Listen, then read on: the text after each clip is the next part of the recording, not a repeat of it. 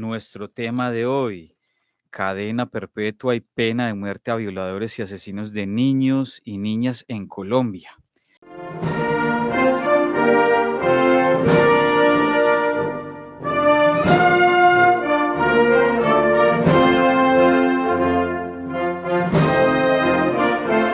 Hola, un cordial saludo, bienvenidos a Planeta Rojo Radio, espacio de opinión y análisis aquí en la emisora cultural Universidad de Medellín, frecuencia U 940 AM. Somos David Calle y Catalina Flores, periodistas, y quienes ayudamos en la producción de este programa, que habitualmente lo dirige y conduce Beatriz Eugenia Oquendo Hernández, quien no nos acompaña en la emisión de hoy debido a compromisos institucionales en nuestra Universidad de Medellín. Gracias a las tecnologías de comunicación, la radio ya es más que voz y también se puede ver. Estamos en directo, en vivo, por nuestro canal de YouTube, Frecuencia U 940 AM. También nuestro programa está disponible en Spotify si nos buscan como Frecuencia U Podcast. En el audio nos acompaña Alejandro Álvarez Muñoz, en la dirección Jaime Tobón Correa. Nuestro tema de hoy, cadena perpetua y pena de muerte a violadores y asesinos de niños y niñas en Colombia. Pero antes de entrar en debate y dar paso a nuestros invitados, mi compañera Catalina Flores nos dará un contexto sobre ese tema, Cata. Así es, David, muy contenta de estar en un nuevo episodio de este programa. Entremos un poco en contexto de este tema.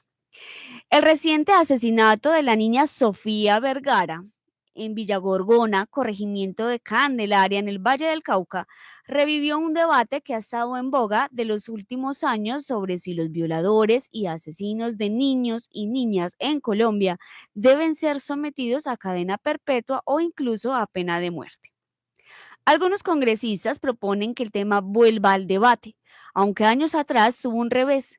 Y es que en el 2021 el Congreso aprobó la ley de cadena perpetua para violadores y asesinos de niños y niñas y adolescentes en Colombia. Sin embargo, ese mismo año, la Sala Plena de la Corte Constitucional tumbó esta ley, argumentando que esta no era garantía de protección total de los niños, niñas y adolescentes del país, entre otras consideraciones. Esta problemática también hace parte de las discusiones en la reforma a la justicia que se discute en el Congreso. La discusión sigue viva, sobre todo porque los menores de edad no han dejado de ser objeto de violencia en el país. Según Medicina Legal, entre enero y agosto de este año, del 2024, se han cometido 375 homicidios contra niños, niñas y adolescentes en el país. Creo que Antioquia va más o menos por los 25, según un informe que salió esta mañana. Además, en este mismo periodo se han realizado 11.871 exámenes médico-legales a menores de edad que habrían sido víctimas de violencia sexual.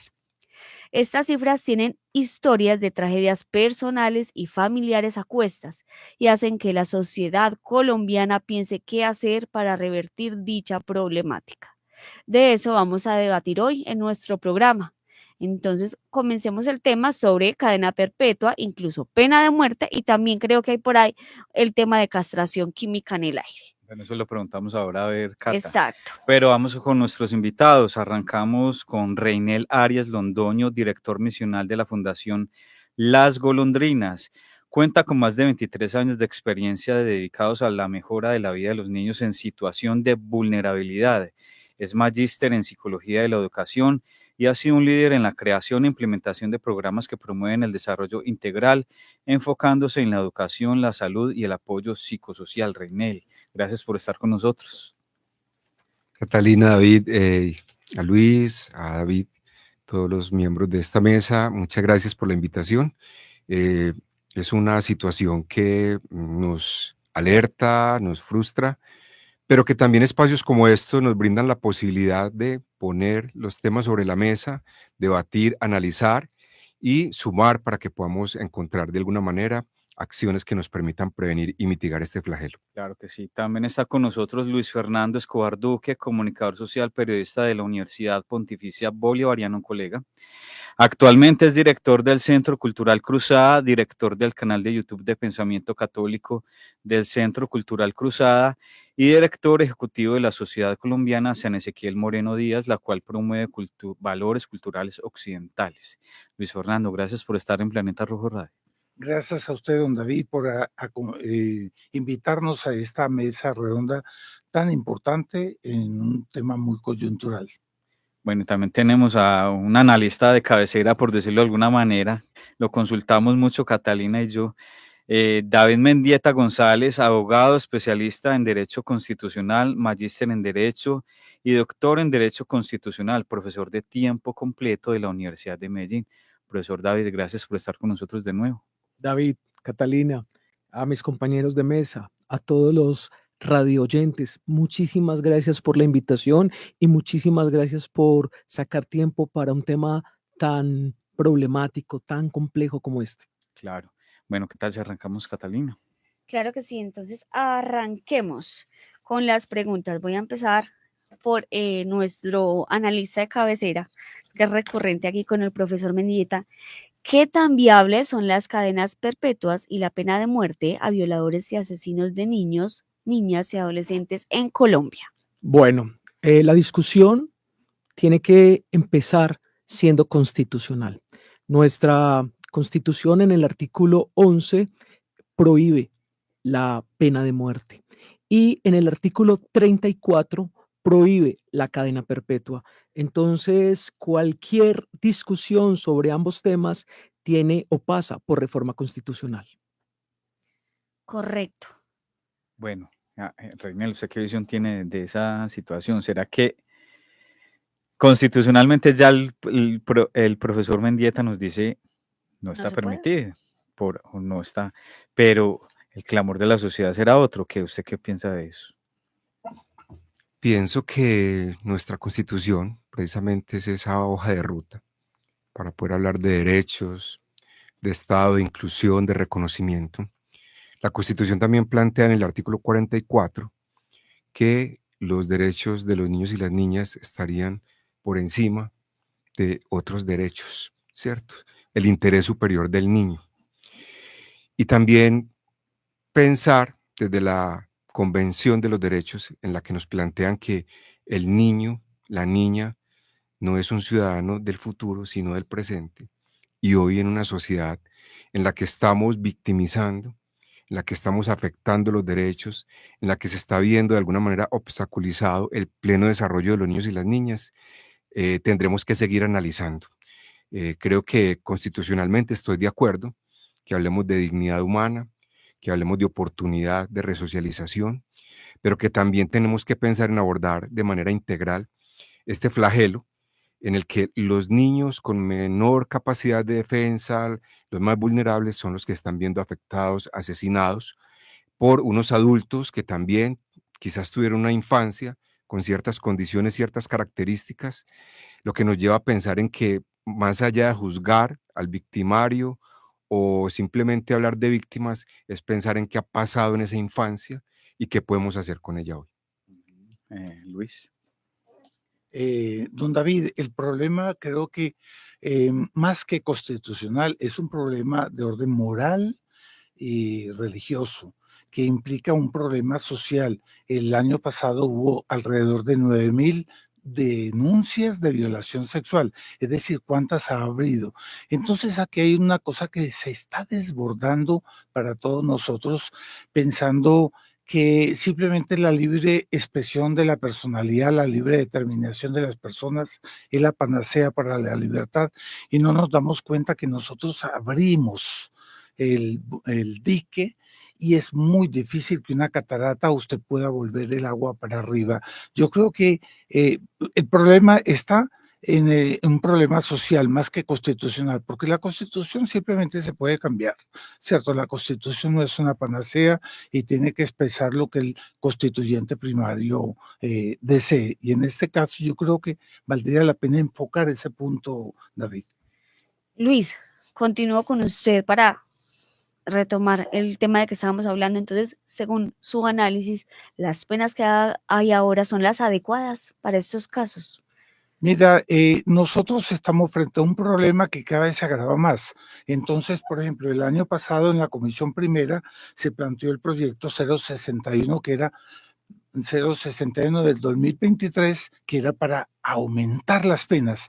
Ahora, por una cuestión de vivir sabroso de este actual gobierno, la fiscal, la ministra de Justicia, el presidente de la Corte Suprema de Justicia, Ángel Chaverra, todos ellos se han puesto de acuerdo para disminuir la pena, pero es que este es un gobierno de impunidad, como es la justicia especial para la paz, y todo eso ahorita se quiere blanquear los problemas sociales, disminuyendo las penalidades de un problema que no se puede resolver así nomás. No es poniendo delitos que se va a acabar con todo lo que hizo Pablo Catatumbo, Rafael Noguera, Tornillo, Brian Campos y todo eso, porque es que eso la sociedad los está produciendo en masa, producción industrial, y eso no va a tener ninguna solución mientras no se para aquello de la libre determinación de las personas y de un falso concepto de derechos humanos,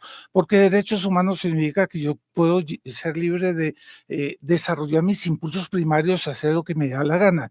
No, tiene que haber una conducta. Esa conducta tiene que ser en base a la ética. Y yo diría más, en base a la moral, porque ahí nosotros corregimos la conducta humana y yo le garanto que de esos 9,000 casos van a quedar simplemente pocos casos. ¿Por qué? Porque las personas comprenden a comportarse bien. No es ni siquiera una cuestión de ética, es una cuestión de moral, de un sentido moral de la vida.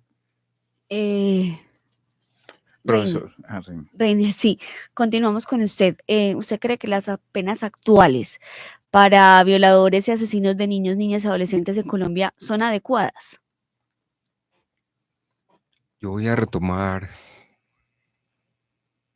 un planteamiento de Freud hace muchos años, y es que el hombre necesita de la norma para no perderse en la pulsión. Y precisamente nacemos a una sociedad con unos aspectos culturales, políticos, normativos, que de una u otra manera ayudan a regular, a controlar ese instinto, ese impulso. Y creo que si bien la pena perpetua y la muerte se convierten en quizás un aspecto que denigra esa dignidad humana, también puede ser la posibilidad de controlar, de prevenir que muchos otros niños y niñas se vean afectados, violentados, asesinados. Yo creo que hay una responsabilidad ética, moral, social aquí. El abordaje de estos asuntos, Catalina, discúlpame que la respuesta es si son adecuadas o no, creo que más allá de los años, porque entonces lo que se había planteado eran 50 años y revisar, ¿cierto?, la pena. Más allá de esos años más o menos, es que realmente ese sistema de reglas, de normas, esa legislación que se establece para promover y restablecer los derechos, se cumpla. Porque lo que vemos con esa reversa es una serie de intereses, de incoherencias, de ideales de alguna manera políticos que finalmente terminan por afectar al niño o la niña, a las víctimas, de poder obstaculizar ese libre desarrollo, ese pleno desarrollo, porque finalmente son ellos, los niños y las niñas, y no hablar de las mujeres adultas y hombres que han sido violentados también, es un tema de derechos humanos. Entonces, más allá de eso, es cómo la sociedad, que precisamente la Constitución, la Ley 1098, desde el principio de corresponsabilidad, nos dice la familia, la sociedad y el Estado debemos ser garantes de ese ejercicio de los derechos de los niños y las niñas. Es como nos vemos como corresponsables y abordamos este tipo de fenómenos de manera integral, ¿cierto? Más allá de lo constitucional que, vuelvo y repito, es la hoja de ruta en materia de derechos, con las convenciones y demás, de estos aspectos morales, sociales, religiosos, que de alguna manera nos han ayudado a mejorar las formas de convivir, de adaptarnos y demás, pero también ser contundentes, claros y oportunos en el momento de actuar frente a una agudización de este fenómeno, porque es que Luis Fernando nos hablaba de unas cifras, y Catalina, perdón, para este año, pero las del año pasado no fueron diferentes. Fueron 8.295 delitos sexuales reportados por la Procuraduría. De esos, 4.605 fueron contra niños y niñas y 3.690 contra adolescentes. O sea que la población que hoy está siendo más vulnerable se ha agudizado este año porque hay mucho más actos ya de homicidio, de feminicidio, y esto nos lleva a generar este stop, a visibilizar más esta problemática, este flagelo, y a tomar decisiones de manera conjunta. Profesor Mendieta. Bueno, es increíble que la visión antinormativa venga de un abogado. Y esa es mi posición. La norma jurídica en sí misma no cambia realidades. Si la norma jurídica en sí misma cambia una realidad, yo tengo la solución para los problemas de Colombia. Nos cambiamos de nombre. Venezuela lo hizo, Bolivia lo hizo. Nosotros nos pondríamos República Pacífica y Honesta de Colombia y paré de contar. No, la norma ayuda. Hoy en Colombia hay penas de hasta 60 años. Si 60 años no son una cadena perpetua, entonces no sé qué lo es. Tendríamos como sociedad que pensar, que preguntarnos, ¿por qué este país produce monstruos? Garavito, el monstruo de los Cañaduzales, el monstruo de los Andes, el monstruo de Monserrate, pero también Tiro Fijo, Pablo Escobar, Popeye, etcétera, etcétera. Porque este país produce monstruos. Y yo creo que la respuesta está en Kant.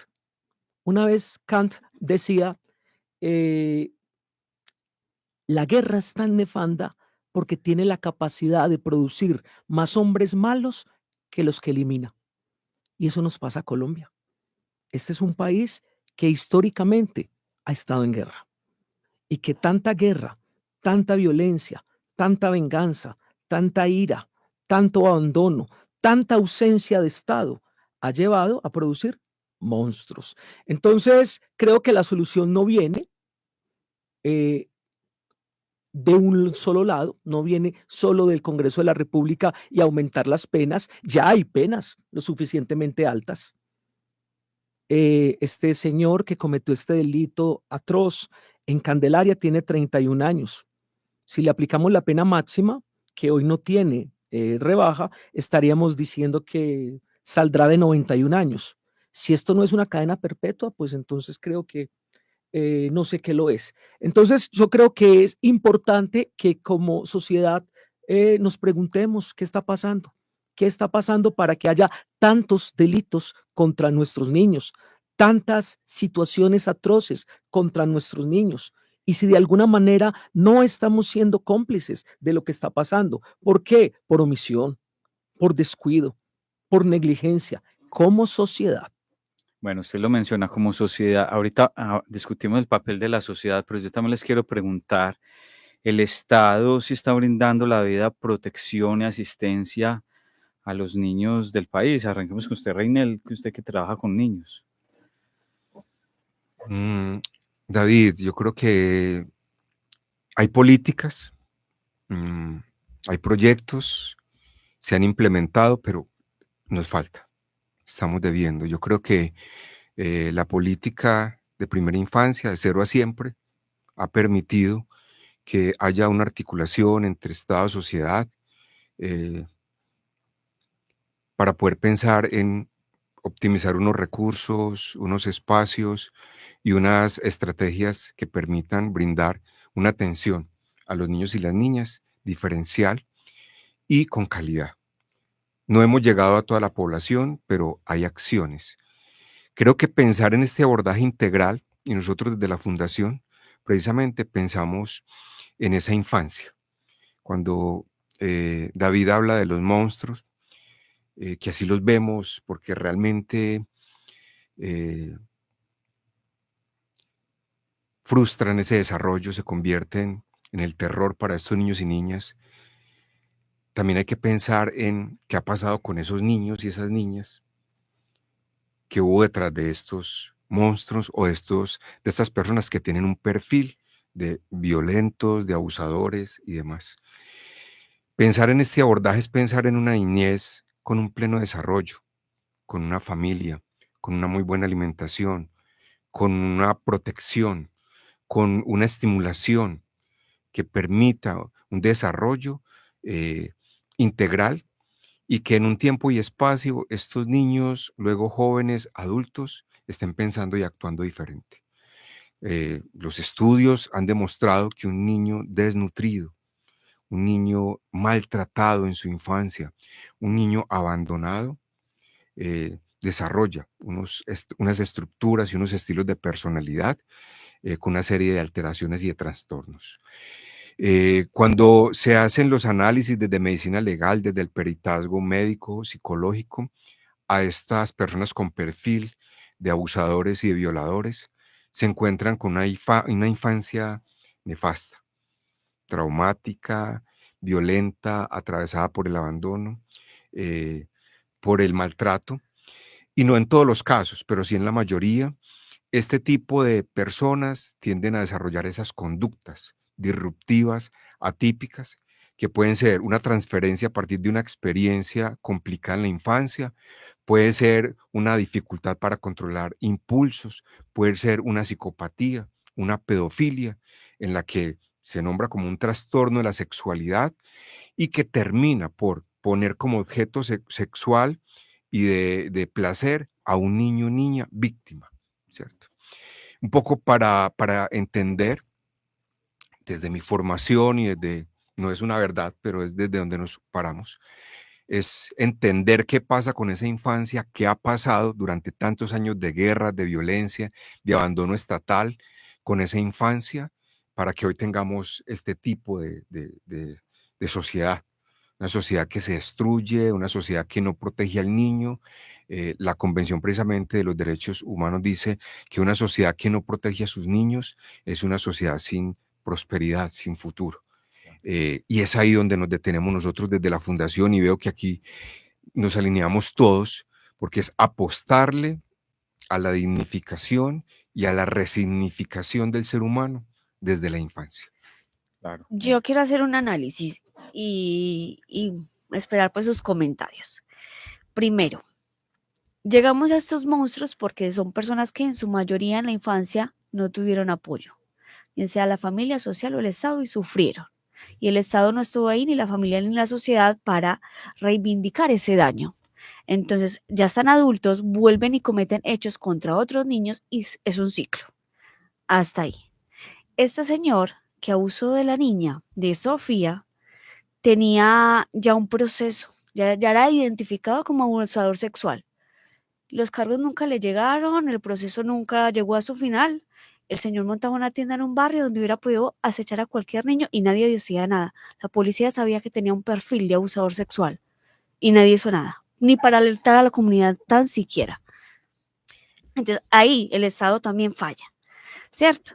Entonces yo creo que no podemos, o en mi posición de mamá, yo no voy a justificar que abusen de mi hijo porque a otro lo abusaron cuando era pequeño, porque ahí le fallamos también a ese niño que ya está grande, pero no podemos, o en mi posición, yo no lo haría, yo no lo justificaría. No lo justificaría porque él también sufrió daños y porque él también tiene que hacer daño. Sería una cadena sin fin, seguir justificando y vuelve y crece entonces ese niño que acabaron de violar y vuelve y cuando sea grande vuelve y hace otro daño a otros niños. Entonces, ¿qué podemos hacer para parar eso? Si estas cadenas no se solucionan, hay una propuesta de castración química. Yo no sé si sea viable. Ya ustedes me dirán desde su análisis, desde su experticia, esto es lo que el análisis que yo hago como de estos casos. Catalina, totalmente de acuerdo y rechazo total, ¿cierto? Rechazo total desde la fundación, desde la posición de psicólogo y de padre. Rechazo total a estos actos de barbarie y rechazo total, por eso lo nombré ahorita, a la no operatividad de manera oportuna de un Estado, que aún teniendo un marco normativo, una legislación, no actúa, o al menos de manera oportuna.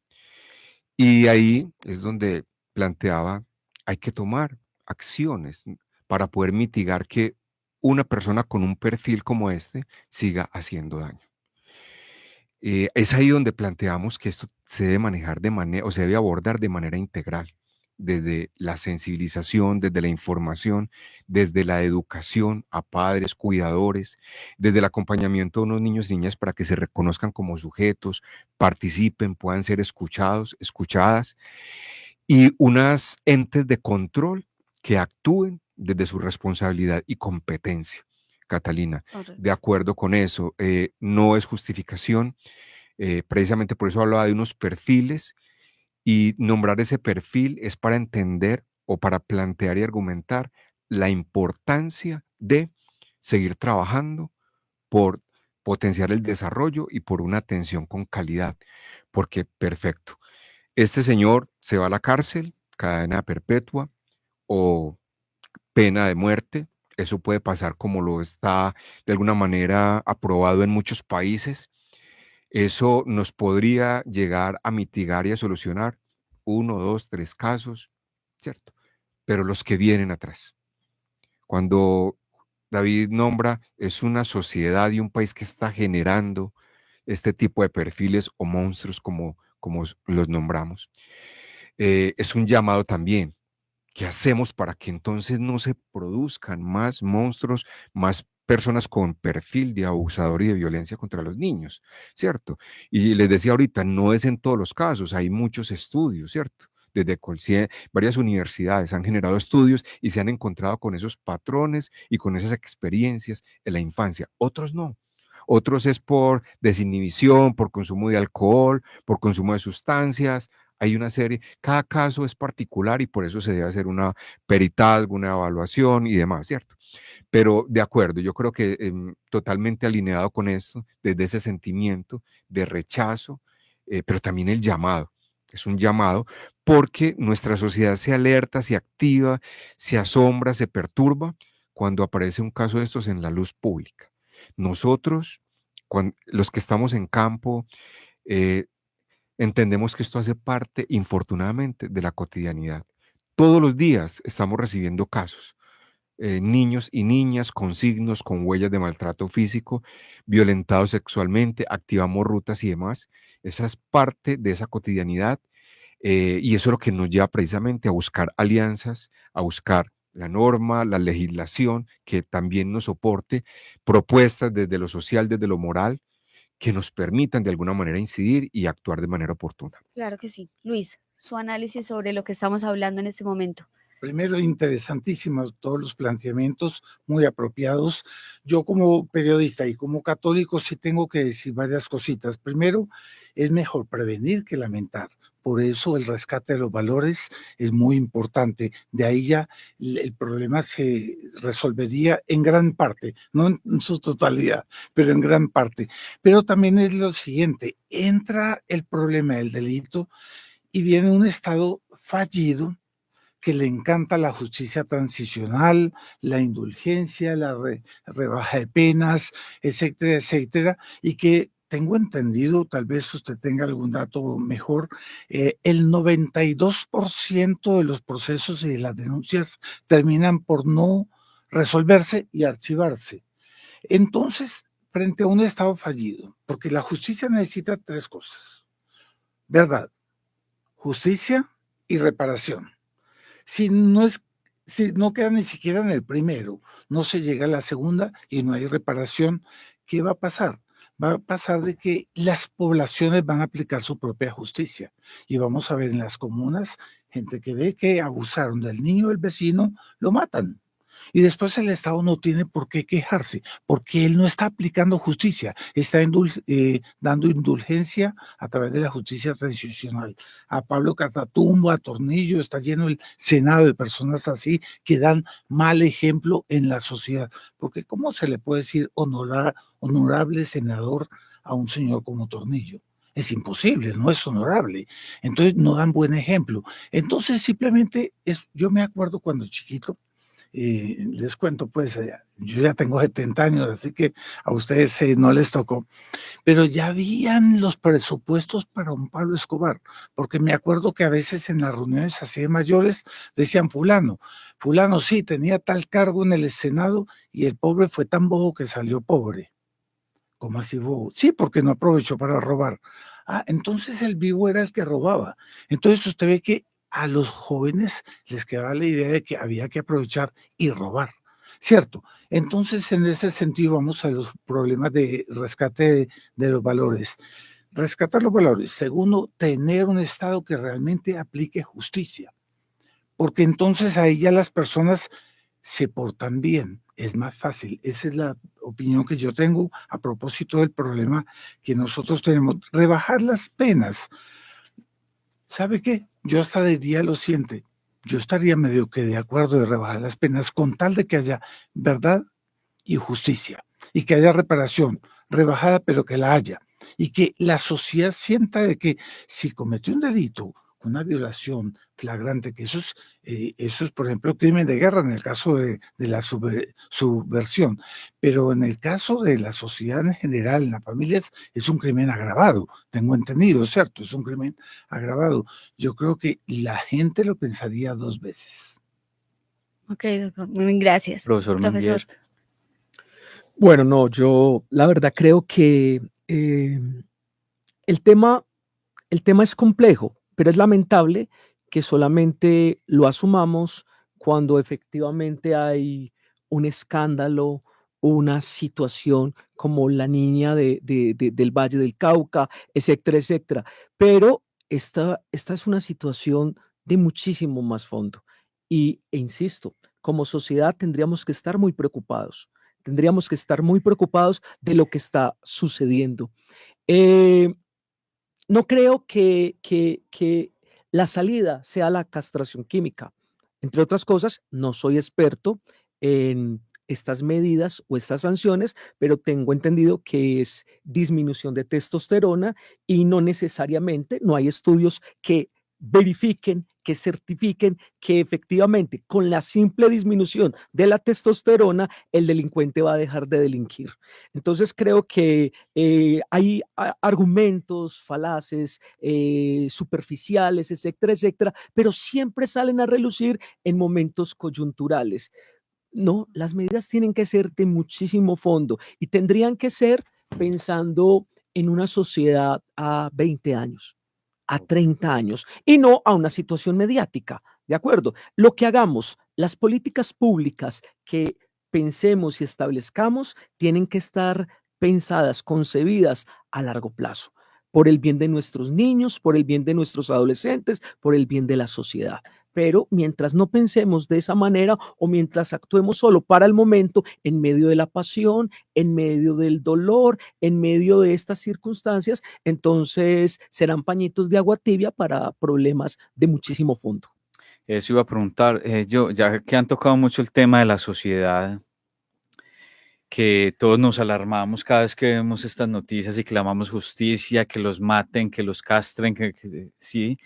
¿Qué mensaje darle a la sociedad? Pero ahorita hablamos de ese tema, vamos a una pausa informativa en nuestro programa de Planeta Rojo Radio y ya regresamos. Regresamos a Planeta Rojo Radio hablando de un tema coyuntural en nuestro país. Aquí hablar sobre todo a padres, madres, hijos, de todo. Cadena perpetua y pena de muerte a violadores y asesinos de niños y niñas en Colombia. Estamos con 3 invitados. Ahorita antes de la pausa estábamos hablando del papel de la sociedad. No solo el Estado, también la sociedad tiene cierta responsabilidad en esta situación. ¿Qué mensaje darle a la sociedad? Porque, o sea, nosotros nos ponemos súper bravos cada vez que vemos estas noticias, la gente clama justicia, quiere tomar justicia por sus propias manos, como vimos en estas noticias en Candelaria, que la gente empezó a quemar la casa, el negocio donde el presunto violador estaba viviendo y teniendo el negocio. ¿Qué mensaje darle a la sociedad? Bueno, y empecemos con Luis, que nos ha insistido en esa parte de ética y valores. Ah, claro, David, muchas gracias. Sí, yo creo que, yo repito, es mejor prevenir que curar. Creo que el Estado, la sociedad, la universidad, todas las instituciones deben comprometerse en el rescate de los valores, porque ahí también nosotros vamos a rescatar la familia. Una familia bien constituida disminuye enormemente, se respetan a los niños, se cuidan los niños. Por otro lado, el Estado debe pasar a ser un ente que no actúa para nada, a participar, por ejemplo, en las redes sociales. Usted sabe, David, que las redes sociales aquí en Medellín son fuente de corrupción en materia de pedofilia, y los gringos, los americanos turistas que vienen acá, se preparan antes para buscar niñas en internet y buscan así descaradamente niñas de 10, 11 años para relacionar. Todo eso la policía debe controlar, el Estado debe prevenir todas esas cosas. Entonces, valores, rescate la familia y por otro lado, una acción del Estado permanente. Yo creo que nosotros podríamos resolver gran parte del problema. Claro, Reinel. Bien, nosotros hoy tenemos desde la Fundación varias estrategias psicoeducativas, hay una propuesta pedagógica desde la escucha activa a esos niños y niñas en sus lenguajes, y tenemos un comité de protección a la infancia y a la adolescencia. Y su lema es: yo los protejo, tú los proteges. Creo que la invitación hoy a la sociedad es a tener un papel mucho más protagónico, activo, frente a esa protección, esa acogida, y hacia garantizar ese pleno desarrollo de los niños, las niñas y los adolescentes como una forma de invertir socialmente. Creo que es el llamado también a, de alguna manera, actuar frente a ese cumplimiento de la legislación, de la normatividad, a no quedarnos allí de manera quizás desinteresada o indiferente frente a este tipo de flagelos. Es un llamado a no responsabilizar a un solo actor, sino a comprometernos todos por una sociedad que piense y actúe diferente, pero apostándole a esa infancia, apostándole a esa familia y apostándole a una educación que incluya y que permita esa escucha de la voz de los niños y las niñas. Profesor Mendieta, yo le quería preguntar, a propósito de eso, la sociedad está mal informada, estamos mal informados a cómo se debe aplicar las normas, las leyes frente a este tipo de situaciones. Bueno, no creo que sea un asunto de mala información. Yo creo que no estamos al tanto de la magnitud del problema. No sé si por omisión, por ignorancia o incluso por dolo, ¿sí? Hace unos 4 o 5 años tuve un grupo que vino a un taller de Puerto Rico y tuvimos clase viernes y sábado. El viernes estuvieron conmigo, el sábado vine a las 8 de la mañana y el grupo estaba indignado. Y estaba indignado porque después de clase conmigo se fueron para el Parque Lleras y vieron niños vendiendo cigarrillos, vendiendo cosas. Ojo, estamos hablando de que hoy el Parque Lleras es mucho más complejo que simplemente ver niños vendiendo cigarrillos. A mí eso me puso a pensar. ¿Por qué? Porque ellos estaban indignados, escandalizados. Nosotros no. Como sociedad lo pasamos por alto, lo normalizamos. Y eso no es normal. No es normal que un niño esté a las 9, 10, 11 de la noche buscándose la vida. Entonces, a eso como sociedad tenemos que apuntarle. ¿A qué? A que los niños estén haciendo lo que deben hacer. ¿Qué es? Estar en sus casas, en espacios seguros, con buena alimentación, con amor. El artículo 44 habla del derecho al amor. El artículo 44 en nuestra Constitución. Pero además dice, es deber de todos defender los derechos de los niños. Entonces, creo que no es simple digamos, desinformación. Ahí también hay un papel protagónico de la sociedad por omisión. ¿Sí? Estamos permitiendo que esto pase y lo hemos normalizado. Nos parece pan de cada día. No es así. No es así. Claro. Profesor Mendieta, aprovechando su presencia aquí en Planeta Rojo Radio, denos un contexto de lo que está sucediendo en estos momentos en el Congreso. ¿Qué se está discutiendo frente a este tema? Bueno, hay un proyecto, es un proyecto de reforma al Código Penal y está en construcción a cargo de la Fiscalía General de la Nación, el Ministerio de Justicia y la Corte Suprema de Justicia. Lamentablemente, para el proyecto y para toda, digamos, para esta discusión, coincidió con una situación de escándalo, una situación coyuntural, etcétera, etcétera, porque muchos van a aprovechar esta situación con carácter electoral. Entonces, claro, ya hay más de 130 congresistas diciendo que no. ¿Por qué? Porque en época electoral, recuerde que el año entrante será año electoral. Entonces, en época electoral viene muy bien recoger estas banderas. Profesor, ¿por qué dices que lamentablemente? Porque la intención per se del proyecto no es alcahuetear a los delincuentes, es de alguna manera, insisto, en Colombia hay penas de 60 años, de alguna manera incentivar a que no haya tanta impunidad. Si a mí me ofrecen una pena de 60 años sin ningún tipo de rebaja, entonces seguramente no voy a colaborar. Pero si a mí me ofrecen una pena muy alta, pero hay una pequeña posibilidad de rebajas, pues es posible que colabore. Entonces creo que el proyecto no pretende estimular los delitos contra los menores. El proyecto pretende tratar de disminuir los altísimos niveles de impunidad. Lo que pasa es que, claro, surge en un momento lamentable, desafortunado, y a nadie le viene bien. Por supuesto que escandaliza. Claro. Pero no era la intención del proyecto. Profesor, ¿usted qué piensa? Su punto de vista, el suyo, de la rebaja de penas a cambio de que estas personas colaboren con la justicia y hablen de ese principio de verdad que nos hablaba Luis. En aras de luchar contra la impunidad, creo que es posible con penas altas, ¿sí? Okay. Con penas, y hoy existen. Lo que pasa es que no hay rebajas para este tipo de delitos. Entonces, creo que la propuesta va hacia ese sentido. Tratar de estimular o tratar de lograr que más delincuentes efectivamente sean sancionados y no haya impunidad. Entonces, Luis lo decía hace unos minutos. ¿Qué es preferible? ¿Tener un delincuente con una pena de 60 años en la cárcel o tener 10, 20 con penas de 45? No sé, como sociedad es parte del debate y esos grandes debates se dan en el Congreso de la República. Regnell, ¿usted qué piensa de esa rebaja de penas? Pienso que si se pudiera detener y prevenir que se dieran otros asesinatos y que pudieran brindar información, fabuloso, creo que eso sería un aporte muy interesante. Pero creo que también podríamos caer en reforzar a los otros delincuentes que lo pueden seguir haciendo porque aquí hay rebaja de penas.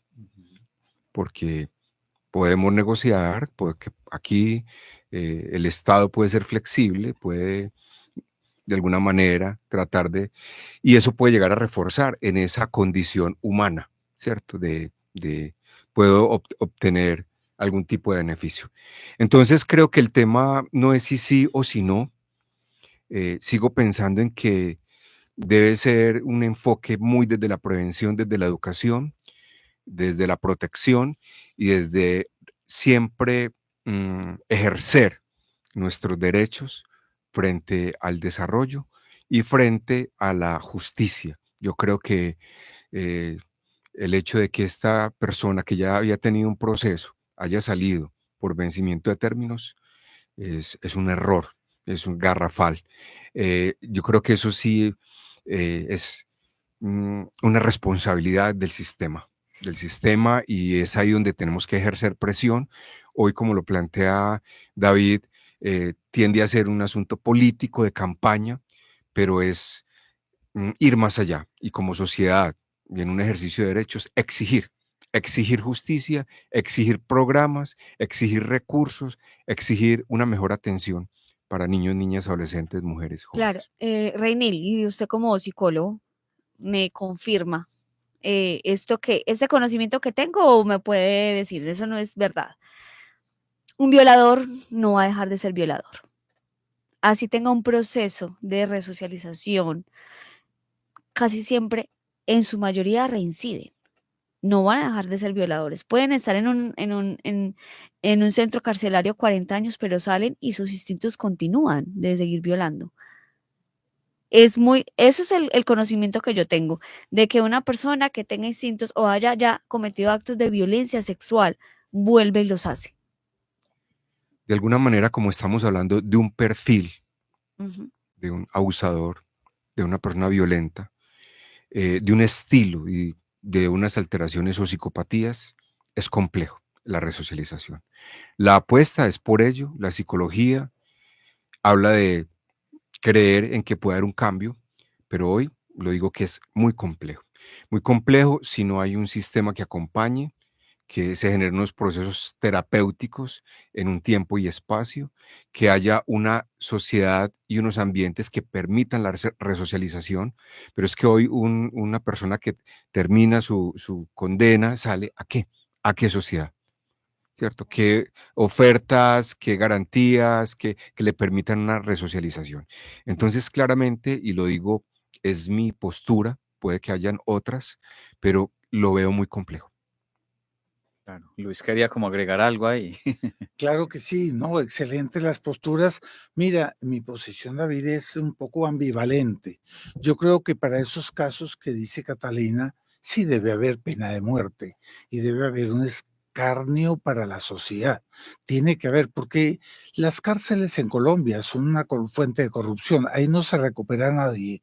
De manera tal a que esos casos que son ya dañinos para la sociedad se tiene que defender con pena de muerte, pero soy ambivalente porque sí estoy también de acuerdo con el doctor David de que en aras en beneficio de un procedimiento, debe haber una negociación de disminución de pena de muerte con la condición de que se beneficie la verdad y la justicia, ¿cierto? De manera tal a que habiendo rebaja de penas se pueda procesar más rápido porque las personas quieran decir, bueno, yo reconozco mi falla y entonces tengo disminución de penas, etcétera, etcétera, y se agilice un poco la justicia y se recupere la institucionalidad, que es la que está en juego. So pena de que tarde que temprano esto se va a desbordar más y vamos a ver las comunas haciendo su propia justicia. Ya, de hecho, existe eso, pero se va a multiplicar. Así que es una ambivalencia. Por un lado, sí, pena de muerte. Por otro, yo creo que por un recto procedimiento, una disminución de penas, me parece práctico y no se daña la justicia. Me parece que se protege la justicia. Pero yo también creo que es importante volver el tema de la pena, ¿sí? En este momento hay un sector de la sociedad pidiendo mayores penas, ¿de acuerdo? Sí. Pero esta no es la solución. ¿Por qué? Porque es digamos, una solución aparente. Realmente tendríamos que estar reclamando que las instituciones funcionen, que la impunidad se reduzca. ¿Cuántos niños mató Garavito? A esos niños les fallamos. Ujú. ¿Cuántos niños mató el monstruo de los cañaduzales? A esos niños les fallamos. Con el primero tendríamos que haber generado alertas, pero fueron cientos. O sea, Claro. les fallamos a cientos de niños. Tendríamos que estar pensando por qué las instituciones de manera ágil, de manera rápida, no actuaron. A la niña de Candelaria le fallamos. Efectivamente, ¿qué hacía una persona con estos antecedentes libre? Entonces, no es simplemente aumentemos las penas. Con las que tenemos podemos enfrentar el problema. No, fortalezcamos la institucionalidad, que efectivamente las penas que hay se cumplan y que efectivamente los delincuentes sean procesados y sancionados. Claro. Bueno, que el tiempo en radio, eso se nos va volando, Catalina. Sí, ya vamos terminando. Entonces, vamos a conclusiones generales de cada uno sobre este tema. Reinel, ¿qué conclusión nos das? David, yo no sé si atreverme a concluir, porque es un tema muy complejo. Celebro este espacio. Nos permite analizar, poner sobre la mesa todas estas posturas frente a una situación que nos compete a todos. Creo que más que conclusión es invitar a la sociedad, a los diferentes actores, a que tengamos un rol mucho más activo, preventivo y de atención oportuna frente a estas situaciones. Y a exigir, yo creo que estamos de acuerdo acá todos, a que realmente esta legislación se cumpla, a que las entidades operemos de manera oportuna, actuemos de manera oportuna y a que no seamos indiferentes. Yo creo que lo que nombraba ahorita David se va naturalizando, haciendo parte del paisaje y esto es lo que más nos debe alarmar. Más bien cerraría con el planteamiento de el Plan de Acción de la Cumbre Mundial de la Infancia en 1999 y dice: no hay causa que merezca más alta prioridad que la protección y el desarrollo del niño, de quien depende la supervivencia, la estabilidad y el progreso de todas las naciones y, de hecho, de la civilización humana. Yo creo que es una apuesta por pensarnos la infancia, por actuar cuando corresponde y por activar las rutas que tengamos que activar en los momentos en que veamos afectados los derechos de un niño, niña o de cualquier persona. Claro, gracias, Reinel. Luis. Muchas gracias, David. Claro, como conclusión, a modo de repetición, creo que es mejor prevenir que curar. Rescate de los valores, devolver la educación religiosa y moral y reforzar la familia. Creo que de esa manera el problema se resuelve grandemente. Dice San Agustín, usted sabe, yo soy católico, en la Ciudad de Dios, que los grandes problemas de la sociedad comienzan por el pecado, que resolviendo el problema del pecado, el problema moral, los problemas de la sociedad se resolverían, él dice, no en un 100%, pero él no pone porcentaje, yo calculo un 90, 95%, porque siempre acá tenemos la inclinación cierto, al mal, a las malas inclinaciones, pero se resolvería enormemente. Es decir, si damos los presupuestos para que la gente tenga una buena conducta, es decir, los valores morales y religiosos, se resolvería enormemente y el país iría con una pujanza enorme, porque el futuro de Colombia está en la juventud, lo decía el doctor Reinel, y es verdad, porque de los jóvenes que formemos ahora, vamos a tener la Colombia de aquí a 20 años. Esa es mi conclusión. Gracias, profesor David Mendieta. No, es una invitación a la empatía, a la solidaridad, a ser sensibles con lo que les pasa a nuestros niños. De lo contrario, somos parte o estaremos siendo parte del problema. No hay que normalizar esta situación. Tenemos que indignarnos, tenemos que escandalizarnos de todas estas cosas, pero no porque salen RCN o Caracol, sino porque la vemos, las vivimos en el día a día.